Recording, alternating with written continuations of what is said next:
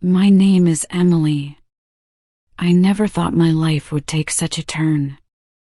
I used to think I had everything figured out. A small apartment in a quiet city, a decent job, a group of friends who cared for me, and a man I believed was right for me. But sometimes life teaches us the harshest truths when we are least prepared. And sometimes, those lessons come in the most unexpected ways. I met Daniel at a summer house party 2 years ago. He was charming, confident, and had that smile that made you feel like you were the only person in the room. He made me laugh, listened when I talked, and looked at me like I was something rare. I wasn't looking for anything serious back then. I was working long hours at the hospital, juggling night shifts, and barely had time for myself. But somehow, Daniel made it easy to let him in. We started spending more time together. He'd drop by with coffee during my breaks, send me silly texts when I was tired, and surprise me with flowers even when there was no occasion. I thought, maybe this is it. Maybe this is love. After 6 months, he moved in with me. I was hesitant at first, but he insisted. Said it made more sense. And truth be told, I was getting used to his presence. My tiny apartment felt warmer with him in it. He'd cook sometimes, leave his books scattered everywhere, and hum old songs while brushing his teeth. It was annoying and lovely at the same time. But over time, things began to change. Not in big, dramatic ways. It was small things. Like how he'd forget to pick me up after work. Or how he started spending more time out with friends, not inviting me. How he stopped asking me how my day was. I ignored it at first. Everyone says relationships go through phases, right? I kept telling myself he was just stressed. That he still loved me. That things would go back to how they were. But the silence between us started growing louder. We'd eat dinner without talking. We'd go to bed with our backs turned. I missed the man I thought he was. And maybe I missed the illusion I had created of us. Then one rainy Tuesday afternoon, I found out I was pregnant. I remember sitting on the bathroom floor, holding that tiny plastic stick, watching the 2 pink lines appear. I didn't cry. I didn't smile. I just stared. For a long time. I didn't know how to feel. I wasn't ready. Not financially, not mentally. I hadn't even thought about motherhood. I had always imagined that when I became a mom, it would be with someone who truly loved me. Someone who made me feel safe, valued, and secure. Someone I loved back. But with Daniel, things were already falling apart. And now this? I waited 3 days before telling him. Those 3 days were the longest I've ever lived. I kept playing different versions of the conversation in my head. I imagined him happy, shocked, scared, angry. But what I didn't imagine was indifference. When I told him, he just stared at the floor. No expression. No reaction. After a few minutes, he looked up and said, "Okay. We'll figure it out." Then he left for work. That night, I stayed awake thinking. About everything. About how I had reached here. About how I didn't feel anything for him anymore. About how I had confused comfort with love. He was never cruel. Never abusive. Just absent. Emotionally unavailable. A partner in name, not in heart. Pregnancy made me feel everything deeply. My emotions were everywhere. I'd cry at commercials, get upset over spilled coffee, feel overwhelmed in crowds. And in the middle of all that chaos, I realized one thing clearly: I didn't love him. Maybe I never did. Maybe I just wanted to be loved so badly that I mistook attention for affection. Maybe I fell in love with the idea of love, with the fantasy of a shared life, cozy evenings, and someone to lean on. But reality was different.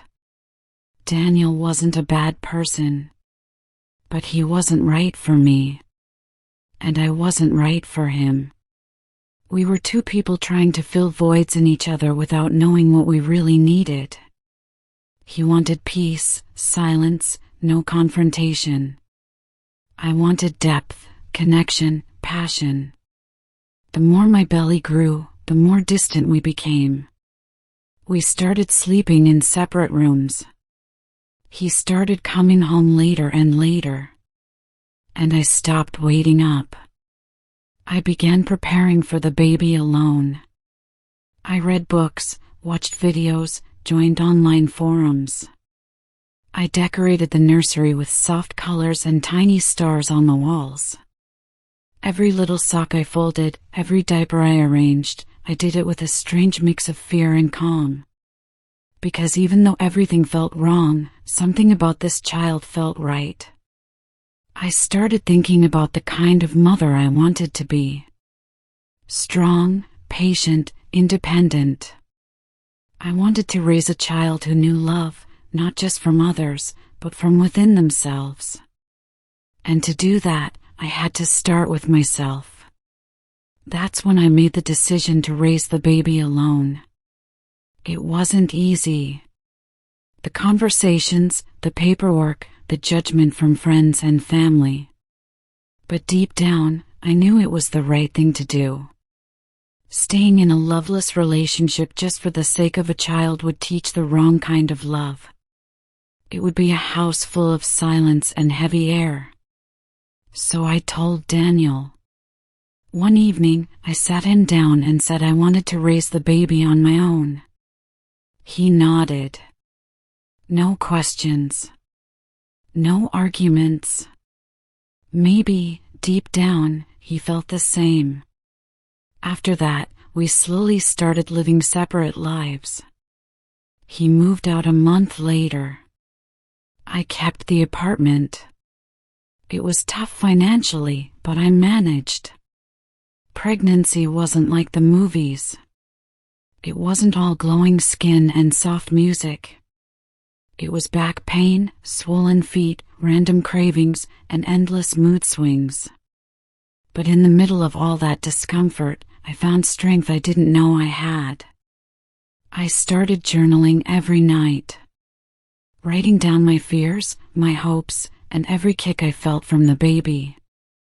It was my way of staying connected, of reminding myself that this journey wasn't just about endings.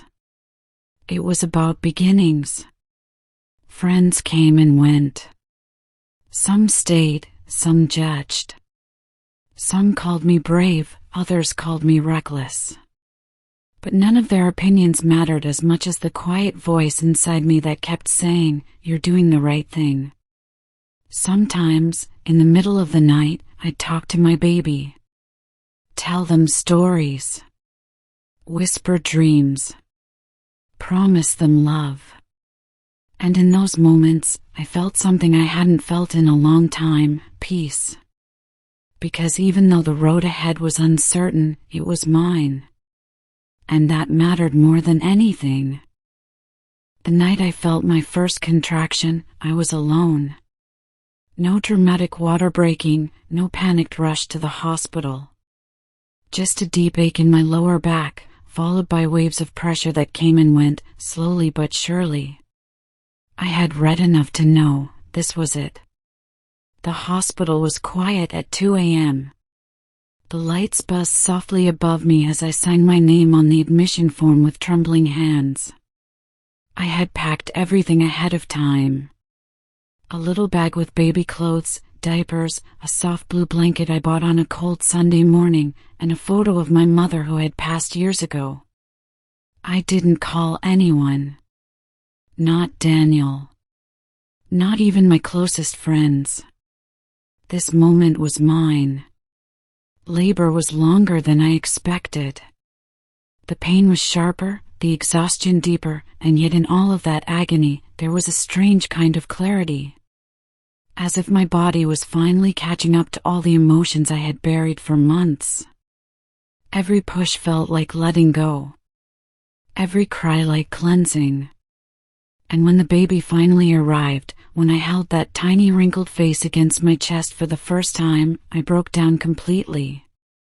It wasn't joy or sadness. It was everything. Everything I had held in for months, the fear, the loneliness, the disappointment, the courage, it all came out in tears that soaked the baby's soft head. I named him Noah. No reason. No symbolism. Just a name that felt right. In the days that followed, I barely slept. The hospital discharged me after 2 days, and I came back to my small apartment, now a different world. Diapers on the table, bottles drying beside the sink, lullabies playing softly at night. The air smelled of baby powder and hope. The first month was survival. Sleepless nights, endless feeding, constant crying, and a body that felt like it had been hit by a train. But somehow, through all of it, I kept going. There were days I felt like a zombie. Days I cried while feeding him. Days I stared at the wall for hours while he napped. But there were also moments, tiny, precious moments, when he'd wrap his fingers around mine, or smile in his sleep, or just breathe softly on my chest, and all the pain would disappear. Slowly, I learned how to be a mother. Not the picture-perfect, Instagram-filtered kind, but the real kind. The kind who forgot to shower for 3 days. The kind who burned toast while rocking a crying baby. The kind who laughed and cried within the same 5 minutes. The kind who survived. Money was tight. I had used up most of my savings during maternity leave. I returned to work part-time when Noah was 4 months old. I found a local daycare run by an old couple who charged less but cared more. Every morning, I'd kiss his soft forehead, whisper, "Mommy loves you," and leave for work with a heavy but determined heart. There were stares at work. Whispers behind my back. Some thought I was reckless. Others pitied me. Some even blamed me. But I kept my head down and did my job. I worked longer hours, skipped breaks, took on extra shifts, whatever it took. And every evening, when I come home and find Noah waiting with those bright eyes and tiny giggles, I knew it was worth it. Being a single mother in a world that worships perfect families wasn't easy. Every children's birthday party was a reminder. Every Father's Day was a wound. Every form that asked for mother and father made my chest tighten.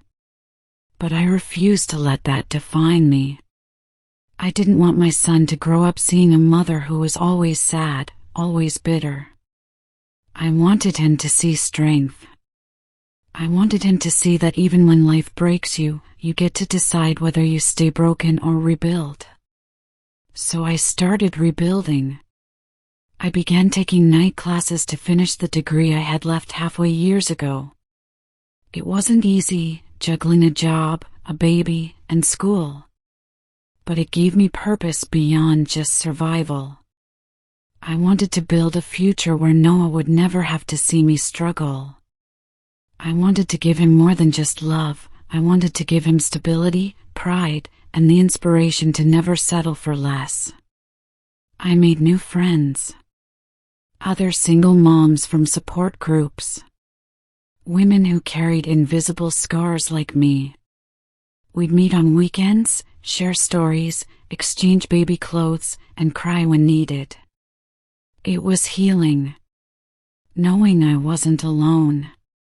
As Noah grew older, I began to notice something strange. The things I thought I couldn't do, I was doing them.